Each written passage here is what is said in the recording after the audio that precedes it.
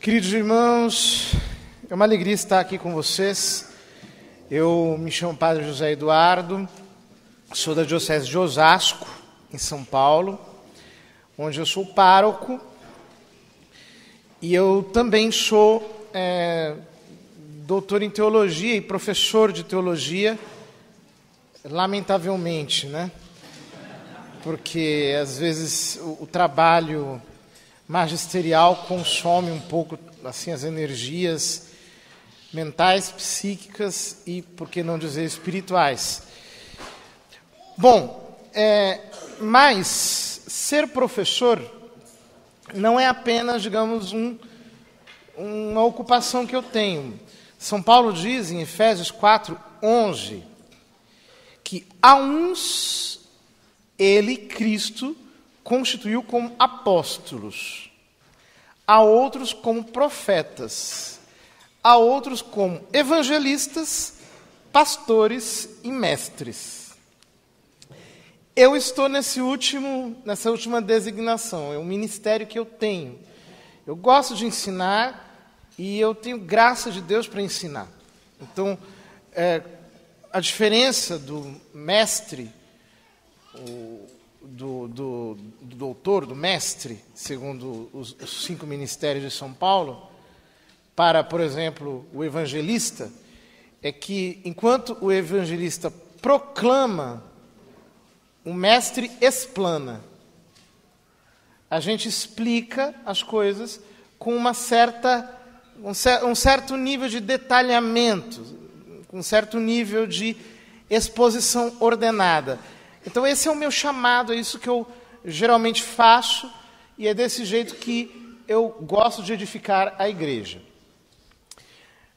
No entanto, quando eu sou chamado a dar esse tipo de ensino, eu não quero, digamos assim, me ocupar em fazer um ensino muito eloquente. Então eu estou muito preocupado em tirar, assim, euforia ou impressionar vocês. O mais importante para mim é que vocês consigam romper num novo nível no espírito nesse dia. É que Deus consiga levá-los a um rompimento. Então eu quero declarar que nesse dia Deus vai operar na sua vida um rompimento espiritual. Para que você seja levado para uma dimensão um pouco mais alta. Para que a ação do Espírito Santo seja mais real na sua vida. Para que você perceba de verdade a ação do Espírito Santo agindo em você e através de você. Para que ele não permaneça como alguém desconhecido. Eu creio que o Espírito Santo, ele quer se apresentar a você. Ele quer dizer, sou eu, esse sou eu. É assim que eu quero agir, é desse modo que eu quero agir. Ora, mas para nós entendermos o modo como age o Espírito Santo, nós precisamos entender como nós somos. Por quê? Porque quem nos fez foi Deus. Então ele não transgrediria a sua própria autoria ao agir sobre nós. Deus é coerente. Ou seja, nós temos uma determinada estrutura e Deus se adequa a essa estrutura que Ele mesmo fez. E se nós não entendermos isso, nós ficamos um pouco estacionados. Por que muitos de nós não conseguimos romper para um nível de vida carismática mais intensa? Nós ficamos num nível rasteiro de vida carismática. É porque nós ainda não captamos, nós não percebemos de que jeito Deus age. E aí, muitas vezes, está até querendo ajudar, nós acabamos atrapalhando. Vai comigo em 1 Tessalonicenses, capítulo 5. 1 Tessalonicenses, capítulo 5.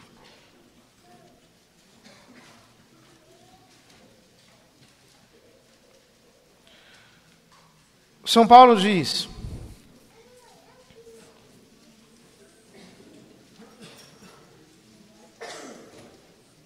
versículo 23.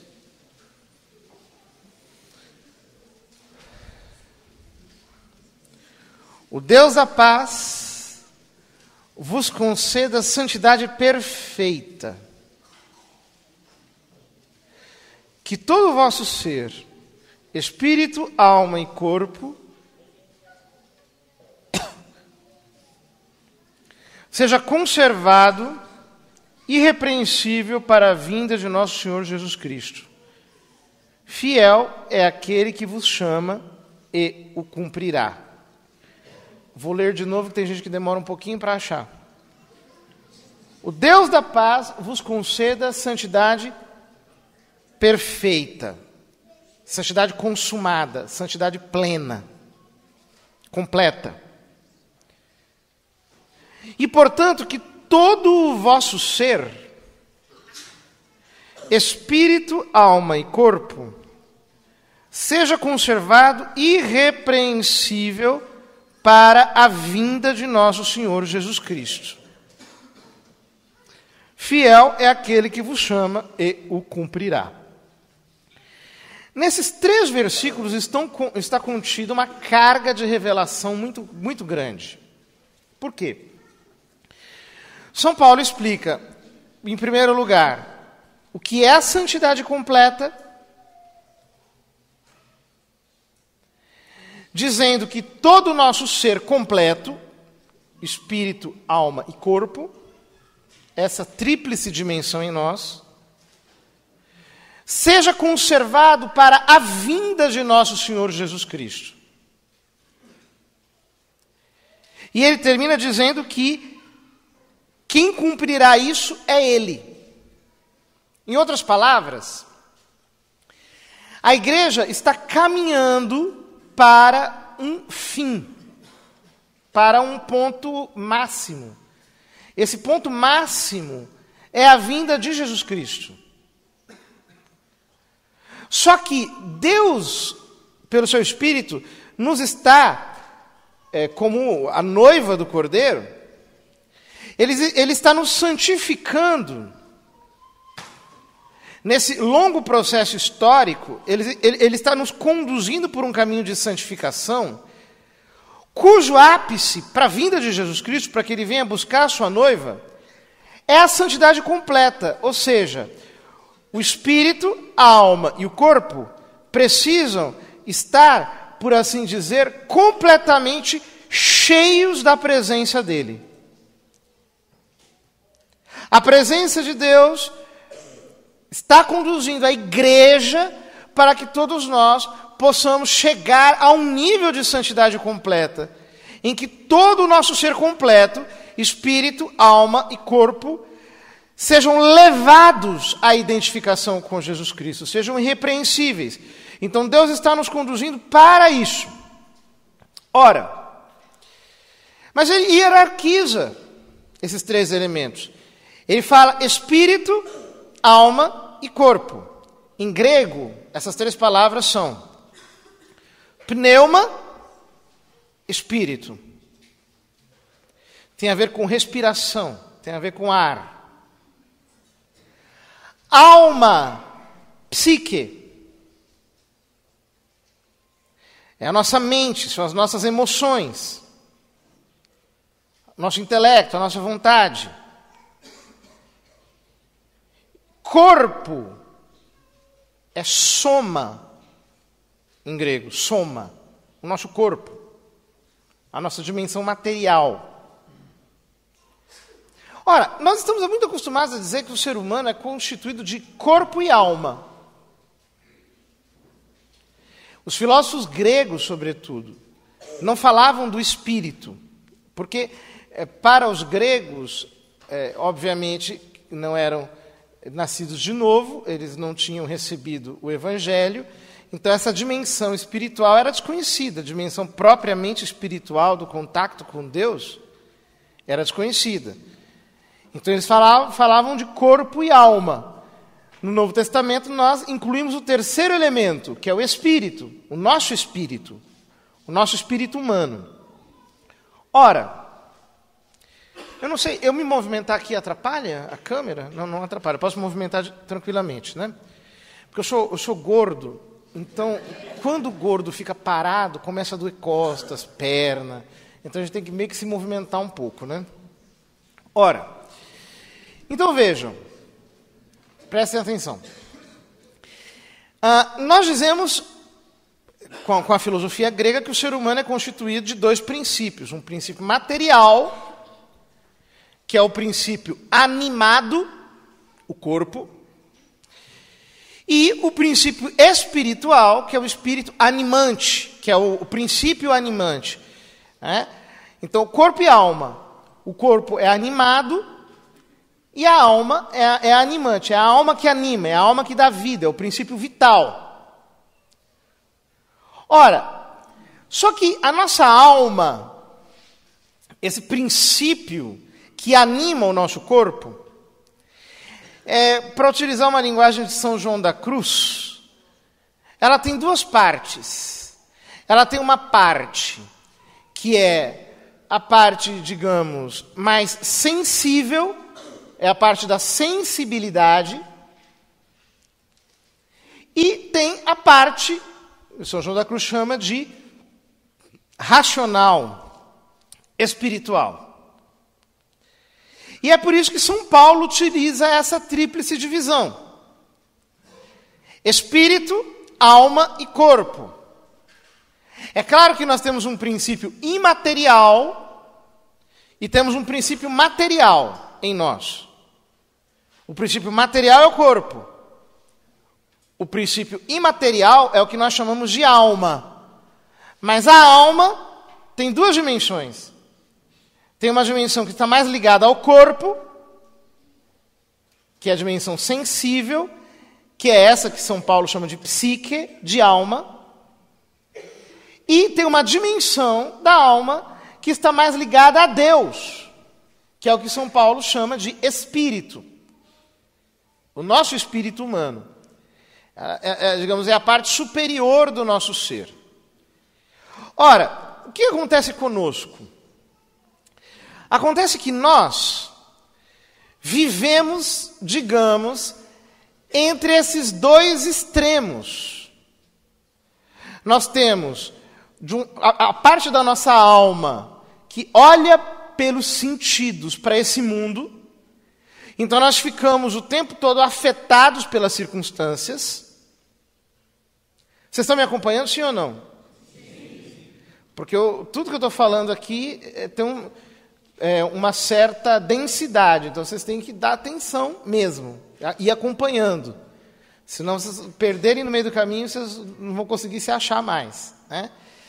Então a nossa alma, ela vive entre dois extremos. De um lado, nós temos esse mundo exterior, ao qual nós acessamos pelos nossos sentidos corpóreos. Então, a nossa alma fica afetada pelas circunstâncias, pelas correrias, pelos problemas. Nós ficamos agitados, nós ficamos o tempo todo preocupados, ansiosos, porque as coisas daqui, as coisas visíveis, as coisas tangíveis, as coisas sensíveis, nos afetam.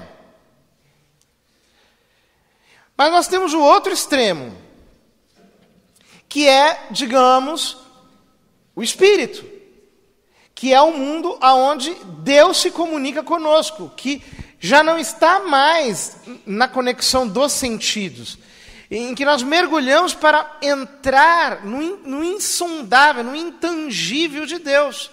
É um outro mundo, é uma outra realidade. E qual que é a nossa crise? Qual que é a nossa crise? A nossa crise é o seguinte: é que nós ficamos andando de um lado para o outro, mas a maior parte das vezes nós vivemos do lado de fora. Sabe aquela coisa de Jesus para Marta? Marta, Marta, tu andas inquieta e preocupada por muitas coisas, mas uma só coisa é necessária. Maria escolheu a melhor parte e esta não lhe será tirada. Ou seja, nós ficamos cuidando do mundo dos sentidos, preocupados com o mundo dos sentidos, o tempo todo administrando aquilo. A maior parte dos cristãos, digamos assim, é mundano nesse aspecto. É mundano enquanto está muito ocupado com as coisas terrestres. Eles se deixam afetar pelas circunstâncias. Ao contrário, o homem espiritual é alguém que aprendeu a migrar dos sentidos para o espírito. Ele aprendeu a ir àquilo que alguns autores espirituais do início do século XX chamavam de a fina ponta da alma. A fina ponta da alma. Eles aprenderam a ir para essa dimensão do espírito, onde eles têm comunicação com Deus. Eles saíram dessa dimensão sensível.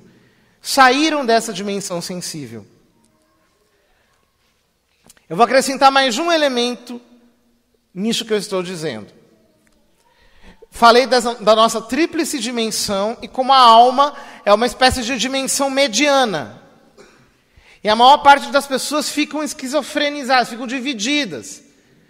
Elas se convertem, tentam ir para o espírito, mas acabam puxadas pelas preocupações do mundo. Elas acabam vivendo nos sentidos. Elas não conseguem sequer discernir Deus, não conseguem, porque Deus não está aqui. Lembra aquela frase que Jesus disse para a samaritana? Que Deus procura adoradores que o adorem em espírito e verdade? Jesus está falando disso.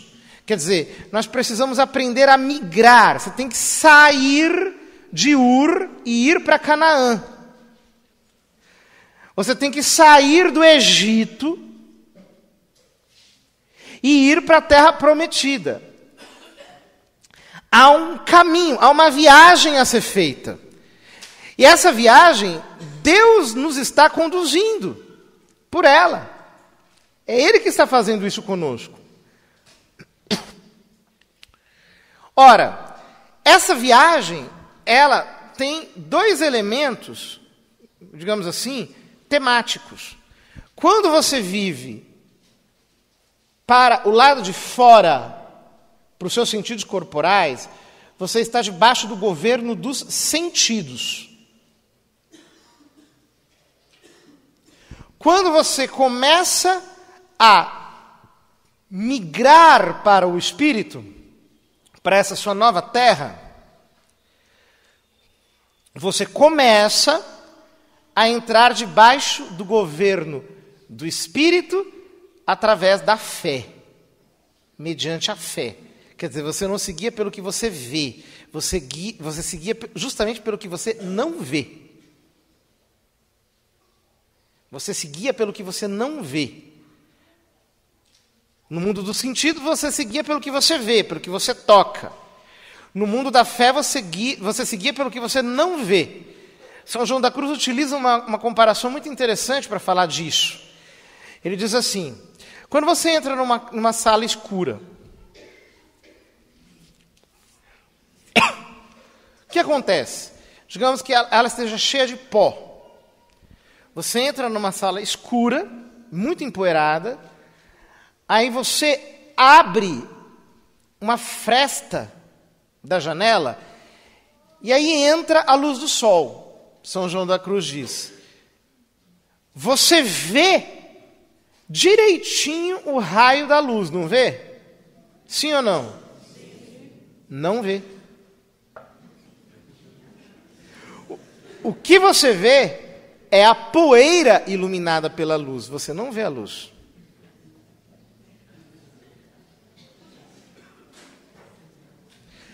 Ao contrário, se a sala não tiver nenhum sol, nenhuma poeira, se a sala não tiver nenhuma poeira, você abre a janela, você enxerga o raio do sol? Sim ou não? Não, mas é aí que você está vendo o raio do sol. Entenderam um paradoxo? Quando você não vê, é que você vê. Quando você vê, é que você não vê. Entenderam, sim ou não?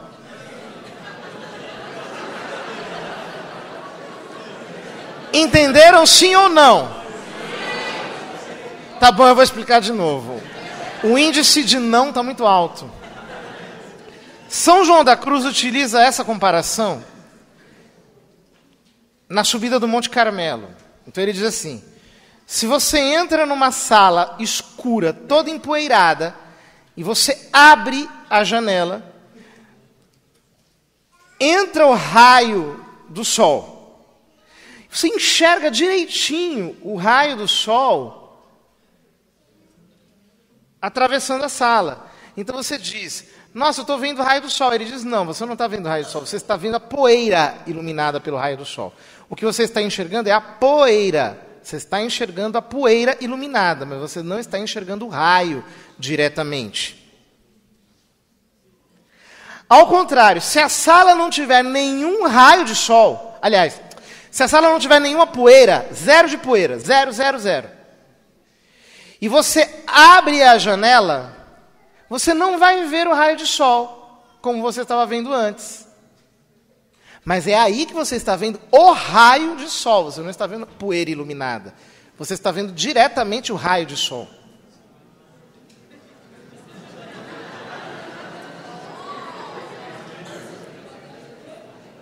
Com Deus é do mesmo jeito. Prestem atenção aqui, prestem atenção aqui. Prestem atenção aqui. O que acontece? Quando você e eu nos convertemos, o que acontece conosco? Deus, Ele na sua misericórdia, Ele nos dá consolações, graças, sentidos, você fica comovido, qualquer coisa te deixa abalado, você ouve uma palavra que não mexe com você, você fica feliz, dá uma alegria, uma felicidade, isso dura uns 15 dias. Pode ser que para algumas pessoas mais fracas dure um pouco mais, porque Deus é muito bom. Só que o que acontece? Deus começa a dizer para você: olha, eu sei que o Egito tem muita cebola gostosa. Eu sei que o Egito tem umas coisas interessantíssimas, animadas, cores, luzes, etc. Mas eu quero te levar para a terra prometida. Vamos comigo para o deserto. Você vai sair do mundo dos sentidos, eu vou tirar você do mundo das consolações, eu vou tirar você dessa fé sensível e emotiva, e eu vou te levar para ver a minha presença. Eu vou te levar para você entrar em dias nos quais você está sombreado pela coluna de nuvens. E em noites em que você está sendo levado por uma coluna de fogo. Mas você vai receber um pão que ele não tem sabor. Que ele vai sair até pelas suas narinas. Só que, como diz o livro da sabedoria, do céu lhes destes o pão que contém em si todo o sabor.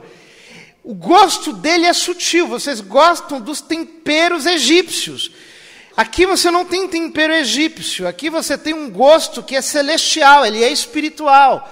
Ele não é humanamente palpável, você consegue discerni-lo apenas em termos espirituais. Mas eu estou te levando, eu estou te conduzindo para a terra prometida. Eu vou cumprir a santidade perfeita.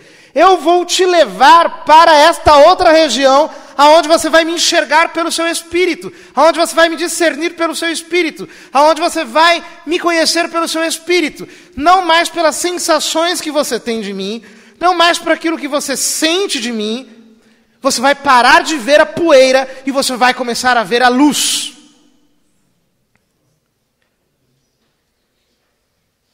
Isso significa que todos nós precisamos migrar de uma dimensão exterior e material para uma dimensão interior e espiritual.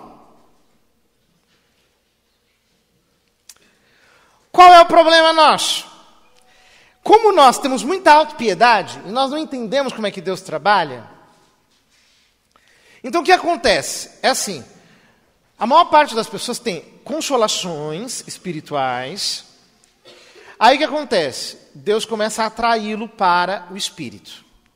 Aí Deus leva a pessoa. Aí a pessoa faz um dia de deserto, ela fica, eu não aguento mais, deixa eu voltar para o Egito. Aí volta, fica atrás de consolações, aí aquilo não consegue, gera um estresse espiritual, porque você tem que ficar superestimulando a sua alma, superestimulando o seu psiquismo, você tem que ficar se mimando, se acariciando. Aí chega uma hora que Deus começa a falar, vamos tentar de novo. Aí Deus vai e começa a te levar de novo. Aí você enfrenta uns 2 dias de deserto, que entra em pânico, volta de novo para o Egito. Quer dizer, o nosso problema é que esses altos e baixos na nossa vida carismática acontecem porque nós não estamos deixando Deus nos levar para uma dimensão espiritual. Por que você veja, as pessoas, por exemplo, passam anos,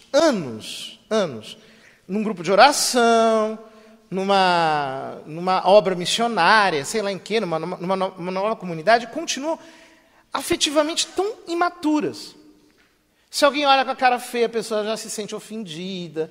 Se alguém fala uma palavrinha meio assim, entortada, a pessoa já se sente ferida de morte, né? Parece que vai morrer, parece que vai sangrar hemorragicamente até o fim da existência. Por que as pessoas não conseguem sair desse nível? Aí vejam, a gente tem que ficar fazendo oração de cura interior, e vai aquela viagem a vida toda, volta para o ventre materno, vai para a fila da aposentadoria, e fica aquele negócio sem fim. Por quê? Meu querido, a alma é doente mesmo. A nossa psique é doente. É por isso que Deus está querendo te tirar daí e te levar para o Espírito. Porque se eu ficar aqui mimando você, eu posso fazer isso. Olha, e dá sucesso, sabia? Porque tem gente que paga para ser mimado. Então, por exemplo, se eu chegar aqui e começar a fazer um entretenimento, e falar palavras bonitas e motivacionais, e fazer você rir bastante, e dizer palavras, né, que você vai dar certo, vai dar tudo, vai funcionar, abraça não sei quem, e ficar ali e tal, eu te dou atenção, e coloco pessoas para te paparicarem, e a gente fica ali acariciando os seus ouvidos, você vai ficar, você vai gostar, só que isso aqui vai ser um berçário. Os anos vão passar e nós vamos estar cheios de berçários, de pessoas que não crescem. É por isso que lá no Apocalipse, Deus fala acerca de Babilônia. Sai dela, povo meu, a fim de não ter partes em suas sortes e abominações. Sai de Babilônia, significa sai dessa confusão. A palavra Babilônia significa confusão. Sai dessa confusão da sua alma, puxada de um lado para o outro. Por quê? Deus disse para a serpente, no capítulo 3 de Gênesis: porém inimizade entre ti e a mulher, entre a tua descendência e a dela. Ela esmagará a tua cabeça, e tu lhe ferirás o calcanhar. Ou seja, a missão do diabo é ferir. A missão do diabo é ferir. Então, se você recebe essas feridas psíquicas, se você recebe essas feridas emocionais, se você alimenta essas feridas todas, e sobretudo, se nós ficamos alimentando essas feridas, gerando carência, dependência, criando em você uma espécie de lambição nas tuas feridas, saiba de uma coisa, querido. Quando Acabe morreu, os cães vieram lamber as suas feridas. O diabo adora lamber ferida. Jesus adora curá-las. Para te tirar da mente e te levar ao espírito. Saia do governo de Jezabel. Deixe para trás essas dimensões emocionais que estão te amarrando no caminho. Ora, Portanto, essa é a trajetória que nós precisamos percorrer. Nós precisamos migrar de dimensão. Nós precisamos restabelecer a ordem.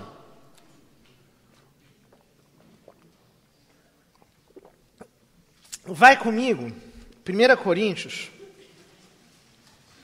capítulo 3, versículo 16. Outro trecho conhecidíssimo.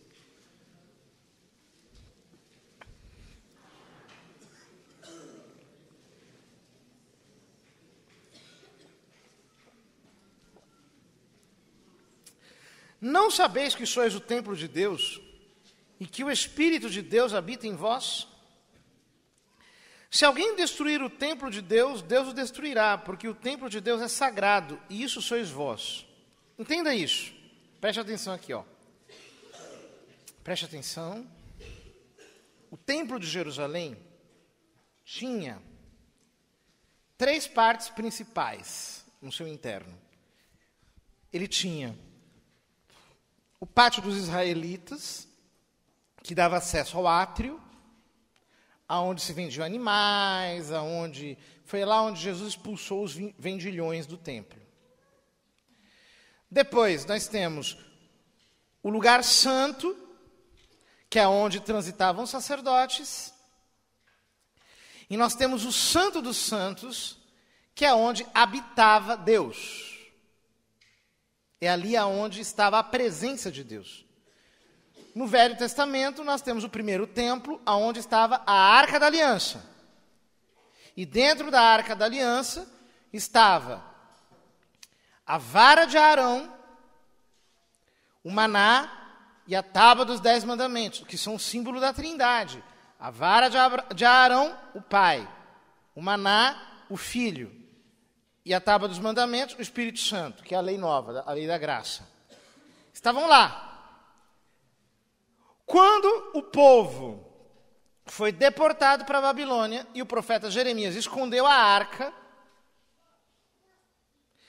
então, no retorno foi construído o segundo templo. Nós temos os livros de Neemias como é que é o outro? Esdras, que narram a construção da cidade, da muralha e do templo. Ora, no segundo templo, já no Santo dos Santos não tinha nada. Estava vazio. Nada penetrava lá dentro. Estava completamente fechado por 7 tendas, por cima, por baixo, era totalmente escuro. Totalmente escuro. Nem a luz natural entrava lá dentro. Nada, absolutamente. Vazio. Um modo de, pedagogicamente, Deus nos levar para a compreensão do que é a dimensão espiritual. Espírito, vento, sopro, não tem nada. Só tem a presença de Deus ali. Deus é espírito e Ele quer que os seus adoradores o adorem em espírito e verdade. Ora, quando São Paulo diz, vós sois o templo de Deus, quando nós lemos isso em paralelo com o que ele diz em Tessalonicenses, o que nós entendemos? Há um lugar em nós, lugar entre aspas, no qual Deus habita. É o lugar aonde nós temos acesso à presença de Deus. Esse lugar é o nosso espírito. É o Santo dos Santos. É esse lugar calmo, tranquilo, aonde não entra nada. Nada de fora entra nele. Não entra luz natural, não entra barulho, não entra nenhum tipo de objeto tangível, não entra nada. O nosso espírito é o lugar aonde está apenas Deus, é o lugar aonde está a exclusividade da presença de Deus. Qual que é o nosso problema? Quando nós não entendemos o que é o nosso espírito, então nós nos relacionamos com Deus na base da nossa psique, na base da nossa alma. A alma, a nossa psique, é a sede da nossa inteligência, da nossa vontade e das nossas emoções. Basicamente isso. Inteligência, vontade e emoções. Então, o que acontece quando uma pessoa não tem um relacionamento espiritual com Deus? Ela pode até ter sido batizada, ela pode até ter tido um momento de efusão do Espírito Santo, pode ter sido batizada no Espírito Santo. Só que aquilo passa. Aquilo passa e a pessoa, ela volta, ela decai para o nível da sua alma. Então ela começa a interagir com os sentimentos que ela tem por Deus. Ou ela tenta, por exemplo, orar de acordo com os seus sentimentos. Então, por exemplo, a pessoa ela quer amar como quem espreme um limão. Ela está fazendo isso com o coração dela. Ela quer amar a Deus assim como quem espreme um limão. Ai, Senhor, eu te amo. Ai, Deus, eu quero estar contigo. Ou ela tenta entender as coisas espirituais dentro de um racionalismo que nunca vai conseguir dar conta de Deus. Porque a inteligência humana, né, se alcançasse Deus assim de uma maneira perfeita, ela seria divina. Então a nossa inteligência não consegue, ela vislumbra a distância, mas é pelo Espírito que nós temos contato vital com Ele. Então, quando a pessoa ela não se deixa levar para essa outra dimensão espiritual, ela fica, digamos assim, desgastando a vontade. Então ela fica com a sua vontade. Eu quero isso, eu quero. Ela, quando uma pessoa é um pouco mais perfeccionista, ela consegue manter aquilo, sei lá, por 6 meses, 1 ano. Aí depois ela vai para o zero, cai, não quer mais saber de nada. Aí não reza, não quer, porque ela está sendo conduzida pela sua própria vontade. É a sua própria vontade que está, digamos, se determinando a perseguir alvos. Mas todo o relacionamento dela é um relacionamento com Deus, é um relacionamento de inteligência, de vontade. A oração dela é uma oração assim, que ela quer meio que dizer coisas para Deus. Pensa que coisa mais boba, no sentido assim, será que Deus vai se impressionar, né? Deus vai dizer, nossa, como você é um cara inteligente. Você falou, nossa, uma sacada agora, que bacana, rapaz. Eu não tinha pensado nisso ainda. Né? Você descobriu uma novidade aqui que eu... Né? Será que a gente vai conseguir impressionar Deus pela nossa inteligência, né? Então, o pessoal quer ser professor de Deus até, né? Dar umas aulas aí para a Santíssima Trindade, etc. Né? Ou a nossa vontade, né? Eu querer. Ou se a pessoa não consegue querer, né? Eu não consigo querer, então entra aquela culpa, aquele sentimento de autocondenação, uma coisa horrorosa. A pessoa não consegue manter um propósito por 1 semana, que nem dieta, dura um dia só. E aí, tal, e não sei o quê. Ou, sobretudo na base dos sentimentos, né? Eu não estou sentindo, eu não sinto, eu não estou... Peraí, o que está acontecendo? O que está rolando? Parece que a coisa não vai, porque a pessoa está cativa dos seus sentimentos. É um relacionamento com Deus na base da alma. É um relacionamento na base da alma, na base da psique. Unicamente na base da psique. A pessoa não conseguiu transcender, ou melhor, ela não conseguiu deixar Deus transcendê-la para uma dimensão mais alta. Ela não conseguiu deixar Deus levá-la para uma dimensão mais alta. Ela não conseguiu romper, porque ela está muito apegada a essas sensações, a essas coisas que no fundo, são apenas suas. E aí, como todos nós carregamos experiências passadas, imagens ruins, e a gente, de algum modo, vai ter que, de vez em quando, revisitar isso. Né? Cura sempre será necessária em uma certa medida, porque nós somos humanos, nós estamos ainda no corpo, nós temos uma mente, somos isso também, mas a pessoa não consegue superar, ela não consegue transcender esse nível para subir a um nível espiritual. Ora, quando isso acontece, Quando isso acontece, queridos, nós simplesmente desconhecemos que temos o Espírito. Nós desconhecemos. Porque é como se estivesse assim. Eu vou utilizar um exemplo para vocês. Não sei quem aqui já fez musculação, né? Mas quem já fez musculação sabe. Quando você sai de uma aula de musculação, você sai sentindo que você tem um músculo. Você fala assim, meu Deus, eu não sabia que eu tinha. Mas eu tinha. Você sai sentindo aquilo. Né? Não é propriamente uma dor. No começo pode ser dolorido. Mas depois não é dor. Depois é só uma sensação de que você está sentindo o seu músculo. Porque você exercitou aquele músculo. Ora, o que acontece conosco? Como nós não exercitamos o nosso espírito, nós temos, mas nós não sabemos que temos.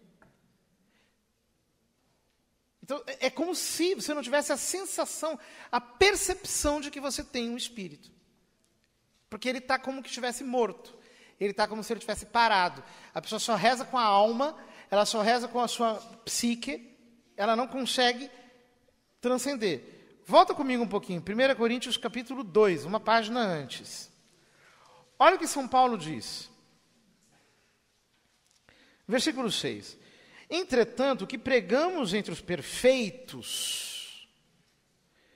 1 Coríntios 2, 6. O que pregamos entre os perfeitos é uma sabedoria, porém, não a sabedoria deste mundo, nem a dos grandes deste mundo, que são, aos olhos daquela sabedoria, desqualificados. Pregamos a sabedoria de Deus, misteriosa e secreta, que Deus predeterminou antes de existir o tempo, para a nossa glória. Sabedoria que nenhuma autoridade deste mundo conheceu, pois se a houvessem conhecido, não teriam crucificado o Senhor da glória. É como está escrito, coisas que os olhos não viram, nem os ouvidos ouviram, nem o coração humano imaginou, tais são os bens que Deus tem preparado para aqueles que o amam. Todavia, Deus nolas revelou pelo seu Espírito, porque o Espírito penetra tudo, mesmo as profundezas de Deus. Pois quem conhece as coisas que há no homem, senão o Espírito do homem que nele reside? Assim também as coisas de Deus, ninguém as conhece, senão o Espírito de Deus. Ora, nós não recebemos o Espírito do mundo, mas sim o Espírito que vem de Deus, que nos dá a conhecer as graças que Deus nos prodigalizou. E que pregamos numa linguagem que nos foi ensinada, não pela sabedoria humana, mas pelo Espírito, que exprime as coisas espirituais em termos espirituais. Mas o homem natural, a palavra grega é o homem psíquico, o homem da alma, não aceita as coisas do Espírito de Deus, pois para ele são loucuras, nem as pode compreender, porque é pelo Espírito que se devem ponderar. O homem espiritual, ao contrário, julga todas as coisas e não é julgado por ninguém, porque quem conheceu o pensamento do Senhor se abalançará a instruí-lo? Nós, porém, temos a mente de Cristo. Olha que maravilha. Há uma sabedoria escondida, secreta, que é comunicada por revelação. É comunicada por revelação. Isso eu não sou capaz de dar a vocês. Enquanto eu estou pregando, o Espírito Santo está trabalhando no espírito de vocês para comunicar uma luz de revelação. Para que vocês consigam perceber melhor a palavra e entender Deus. Isso não se dá meramente por uma boca que fala. Isso é uma operação sobrenatural que acontece em nós, que Deus opera em nós. É uma operação sobrenatural que acontece de uma maneira divina, de uma maneira espiritual, que Deus realiza em nós. Ora, O homem natural não consegue perceber isso. O homem natural fica tentando quebrar a cabeça, fica tentando espremer o coração, fica tentando exercitar a vontade. Quanto mais ele faz isso, mais ele se cansa, mais ele fica estressado, mais ele fica desgastado. Ele está servindo a Deus como Marta, correndo de um lado para outro. Ele não consegue entrar nesse Shabat, nesse descanso do Senhor. Ele não consegue entrar no Santo dos Santos. Veja, no Templo de Jerusalém havia essa tríplice geografia. O que acontece? A maior parte das pessoas ficam assim. Elas vão como sacerdotes ao lugar santo, que representa a nossa alma, ouvem a palavra, recebem uma bênção, etc., e voltam correndo para o pátio dos israelitas, vão para o átrio do templo, e pior ainda, é quando as pessoas criam a capela do átrio do templo. E elas ficam rezando os problemas do átrio do templo. É o devoto do átrio do templo, né? Aquela pessoa que só, tipo, minha doença, meu emprego, o que está acontecendo, minha mãe, meu pai, minha família, não sei o que e tal, e fica ali. Ele não consegue se ocupar com Deus. Ele só se ocupa com os problemas, com as coisas que estão acontecendo lá de fora. Ele fica o tempo todo tentando resolver espiritualmente as questões que estão no átrio do templo. Ele não atravessa todo lugar. E a Epístola aos Hebreus diz que Jesus nos abriu um novo e vivo caminho pelo seu sangue e rasgou o véu do templo, como diz o Evangelho, para que nós entremos no lugar santíssimo, no Santo dos Santos. Ou seja, Jesus morreu para você descobrir que há um lugar em você, que é o seu espírito, aonde Deus se comunica com você. Esse lugar não é agitado. Esse lugar não é um lugar aonde entram as tuas emoções. Esse lugar não é um lugar aonde entra a sua inteligência, a sua vontade, onde entram os seus desejos de exprimir as coisas em linguagem humana. Este lugar é um lugar calmo, manso, sereno. É um lugar onde apenas paira a presença do Espírito Santo. E é ali que Deus te conduz para que você tenha uma vida carismática. O que significa ter uma vida carismática? Ter uma vida carismática é ter uma vida no Espírito. É estar pairando com Deus no Espírito. É estar flutuando com Deus no vento do Espírito. É ter a sutileza de que é conduzido pelo vento, que você não sabe para onde vai, nem onde vai terminar, porque o vento sopra onde quer. É quando você se deixa informar pelo ruído do vento, pela leveza do vento. Ter uma vida carismática é subir para essa dimensão espiritual. Ora, é verdade que o diabo, ele era, como diz o livro do Apocalipse, a antiga serpente. A antiga serpente. Só que o bicho cresceu. Quando você chega no final de Apocalipse, ele tem 7 cabeças, 10 chifres, é um dragão cor de fogo, é um negócio tal, não sei o quê, é um negócio tremendo, é gigantesco, etc. E ele diz lá, essa aqui é a antiga serpente, quer dizer que o bicho virou aquilo, virou um monstro. Mas São Paulo diz, ele pode ter 7 cabeças, 10 chifres, pode ter o que for, mas nós temos a mente de Cristo. Pelo Espírito nós temos a mente de Cristo. Ou seja, quando você entra no Espírito, a mente de Cristo em você esmaga a cabeça da serpente. A mente de Cristo em você faz com que todos esses pensamentos, essas feridas, essas perturbações vão para o lado de baixo. Quando você deixa o Espírito Santo te conduzir para essa dimensão espiritual, Passando pelo deserto, pela aridez, porque não é mais pelas emoções, não é mais pelo sentimento, não é mais pela minha vontade. Quando você passa por essa aridez, quando você se deixa purificar por Deus, você se torna humilde, você deixa Deus te mostrar quem você é, você não se escandaliza com você mesmo, você olha para os seus pecados e deixa Deus te dar arrependimento. Quando você leva o seu espírito por esse caminho de sutileza, nas asas do Espírito Santo, então você esmaga a cabeça da serpente. Deus esmaga a cabeça da serpente através de você. Você se torna da descendência da mulher, você se torna um filho de Maria. Você se torna uma imagem dela, uma imagem da igreja. Você passa por cima disso. Ora, é muito importante entender que o nosso espírito é esse lugar de quietude e mansidão. Você não vai entrar ali agitado. Eu vejo muitas pessoas, por exemplo, que é um dos erros do movimento chamado pentecostal.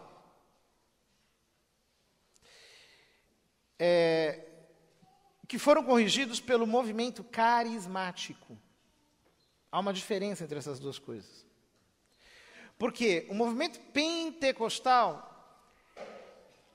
associava a manifestação do Espírito Santo a um tranco emocional.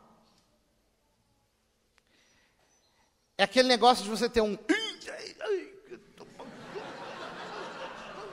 aquelas coisas assim. É um tranco psíquico e um tranco até corpóreo. Em que você liga as duas coisas, em que parece, inclusive, você veja, às vezes é um negócio tão, não que não possa ter emoções, tá? Pode ter emoções, e às vezes Deus vai produzir emoções,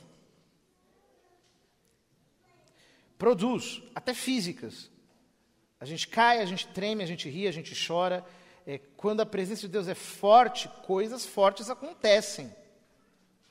Então eu não quero estigmatizar as emoções. Mas veja, a ação espiritual as transcende. O que eu quero dizer com isso? É que você não precisa esperar ter emoções. Você pode fluir no Espírito Santo sem emoção nenhuma. Você não precisa ficar aguardando, por exemplo, acontecer um negócio em você para você falar em línguas. Você pode simplesmente começar a falar. Você pode começar a fluir no Espírito Santo sem emoção nenhuma, porque a ação do Espírito é espiritual. Ela pode produzir um efeito emocional, ela pode produzir até um efeito corpóreo, mas o mais importante não é o efeito corpóreo, o mais importante não é o efeito emocional, o mais importante é que você está sendo movido pelo Espírito Santo no seu espírito.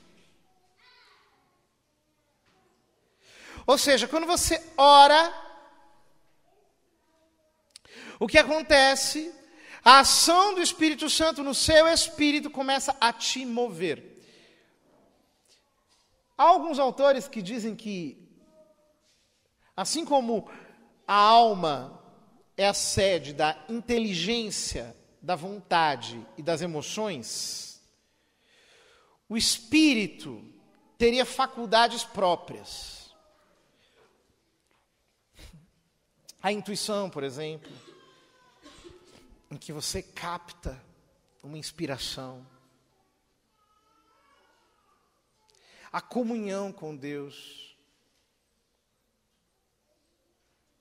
A consciência, que é onde Deus te fala, é onde Ele avalia, Ele julga as suas ações.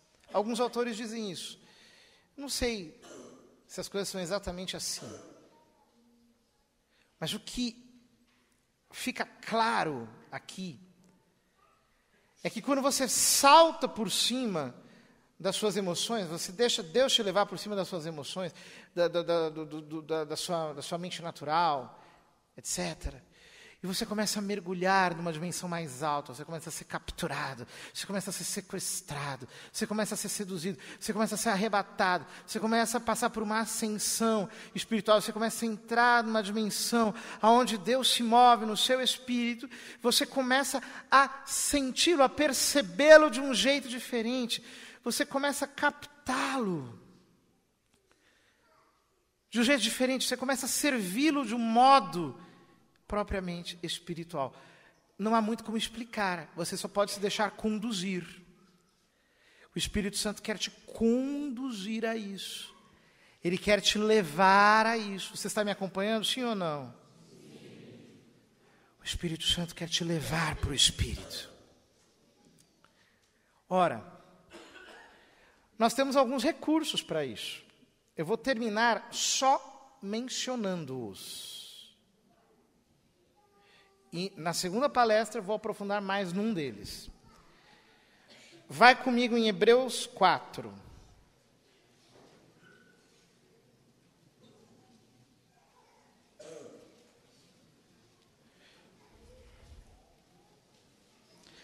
Versículo 12.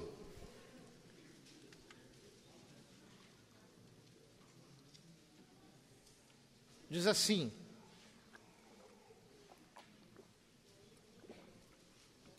a palavra de Deus é viva, eficaz, mais penetrante do que uma espada de 2 gumes, e atinge até a divisão da alma e do espírito. Aqui fala alma e corpo, mas o texto grego diz alma e espírito. E atinge das juntas e das medulas, e discerne os pensamentos e intenções do coração. Nenhuma criatura lhe é invisível, tudo é nu e descoberto aos olhos daquele a quem havemos de prestar contas. Ora, então, o que São Paulo está dizendo aqui? Que quando aquilo que ele chama em 1 Coríntios de a sabedoria secreta,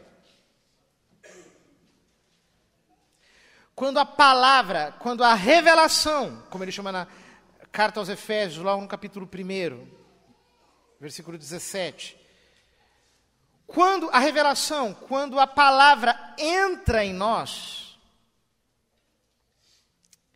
ela divide alma e espírito. Por quê? Porque a nossa alma tende a seguir as circunstâncias. O nosso espírito tende a seguir a palavra. Então, quando a palavra nasce dentro de nós, quando a revelação de Deus brilha em nós, é a verdade de Deus entrando em você. Ela é como um brilho, ela é irresistível. O seu espírito se acende por ela.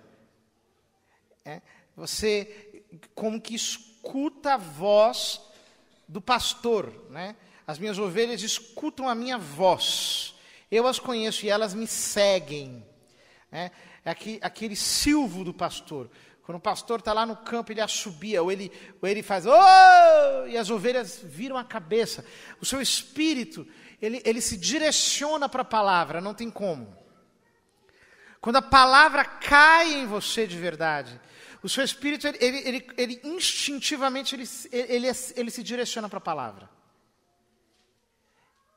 E como aquilo, ele não está ligado às circunstâncias, então, realiza um discernimento, é uma cirurgia. A cirurgia que separa o osso da medula é tão delicada que nem hoje, com as nossas técnicas computadorizadas, a gente consegue fazer isso. Mas São Paulo está dizendo que a palavra de Deus faz isso em nós, ela separa a alma do espírito. Ela separa. Nós descobrimos que temos um espírito. Ele, digamos assim, ele é sedento da palavra, ele é dependente por natureza da palavra. Mas há um outro recurso, que está ligado a esse também, mas depois eu vou explicar a articulação dos dois. Vai comigo em 1 Coríntios, capítulo 14.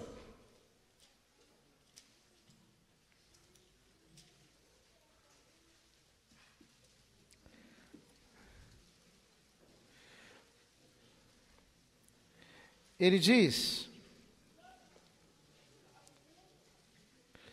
versículo 14, 1 Coríntios 14, 14. Se eu oro em virtude do dom das línguas, o meu espírito ora, mas o meu entendimento fica sem fruto. Então o que fazer? Orarei com o meu espírito, mas orarei também com o entendimento. Cantarei com o espírito, mas cantarei também com o meu entendimento. Ou seja, a oração em línguas é um recurso para fazer a musculatura do meu espírito. Porque eu estou orando com o meu espírito. Então, quando eu aprendo a orar em línguas de verdade, por um tempo prolongado, o que acontece? Eu estou exercitando o meu espírito, de tal modo que o meu espírito começa a se familiarizar com Deus, ele começa a ganhar percepção da ação espiritual dele, e nós começamos a entender como Deus age. A oração em línguas produz isso em nós. Ela é um meio para a ativação do nosso espírito. É por isso que ela é tão importante. E é por isso que o inimigo se esforça tanto em retirar esse dom da igreja. Porque ele sabe que quando as pessoas começam a orar em línguas de verdade, quando elas pegam a sério mesmo a oração em línguas, elas oram em línguas de verdade mesmo, elas começam a perceber que elas têm um espírito, elas começam a vislumbrar que existe Canaã, e elas vão começar o processo migratório. E elas vão sair. Elas vão ser desarraigadas do Egito, elas vão sair da Babilônia, elas vão deixar o átrio do templo de Jerusalém, e elas vão fechar a porta e vão entrar lá no lugar secreto. Elas vão no Santo dos Santos, elas vão penetrar no seu espírito para amar a Deus de todo o seu coração e ser a esposa que Deus prepara para a sua segunda vinda.